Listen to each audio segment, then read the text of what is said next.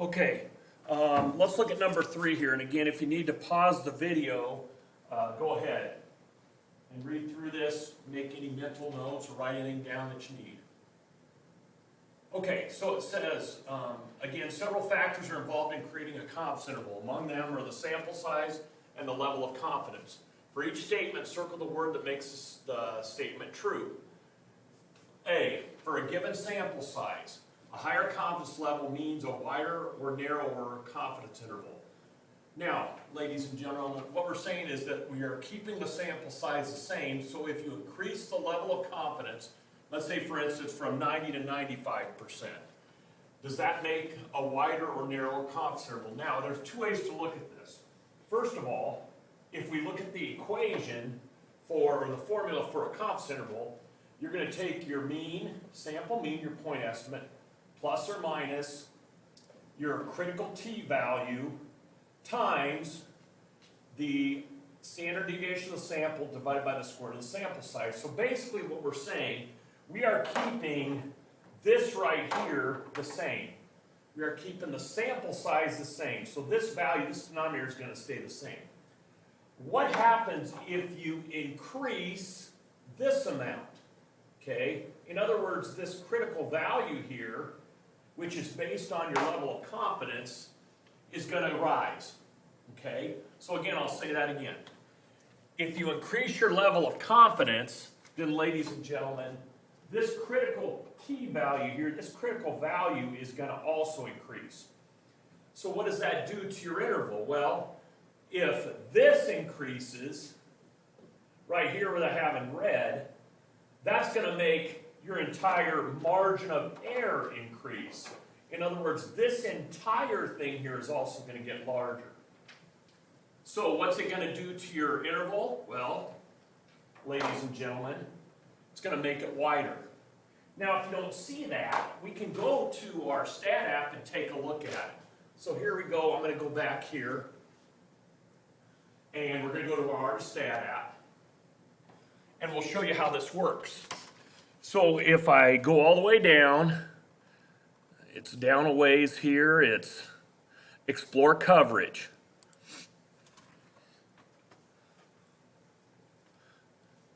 So what I'm going to do is I'm just going to pick, let's go confidence interval for a mean first. I'm just going to, let's say, it doesn't matter the shape of the distribution, I'm just going to say bell-shaped. Now, I'm going to keep, I'm not going to worry about the mean of 50 and the standard deviation of 10. I'm going to keep the sample size at 30, okay? And I'm going to start, let's say, with an 80 degree, or a confidence interval of 80, okay, 80%.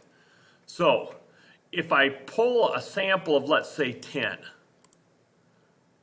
and in other words, I'm going to take 10 samples, each of them will be size 30, have 30 items in it.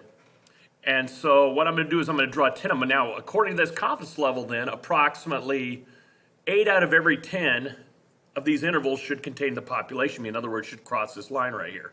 So if I draw the samples, and 9 out of 10 do, okay? But take a look at how wide the intervals are, okay? Notice they're not very wide.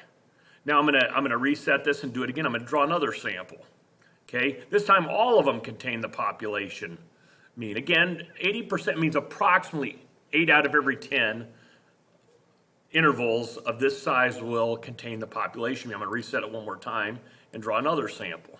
Okay, this time 7 of them do. Now watch what happens when I increase the confidence level. Watch what happens to the width of each of those intervals. So I'm gonna go up here, let's go up to about 90. Notice how they got a little bit wider. Why? Because more of them have to contain the population mean. I'm going to even increase it more. Now, notice they got wider. As I reduce the confidence level, they get narrower. As I increase the confidence level, see how wide? Then they get really wide. There's 99. So again, if you increase the confidence level, then ladies and gentlemen, you're going to get a wider interval. Okay? Now, let's look at the next one. It says for a specified confidence level, larger samples provide wider or narrower confidence intervals. Well, let's go back to looking at this formula again. Okay? So I'm going to just erase this and rewrite it. Okay. So again, the formula is there's x bar plus or minus your critical t value times standard error divided by the square root of the sample size. Now this time, we're going to keep this the same because our confidence level, remember our t-interval is directly related to our confidence level.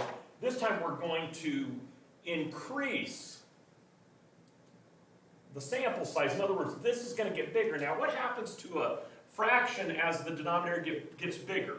For instance, start with 1 over 2, then 1 over 4, then 1 over 10, then 1 over 100. What's happening to each of those is that they are getting smaller. So as you increase the sample size, this whole term here gets smaller.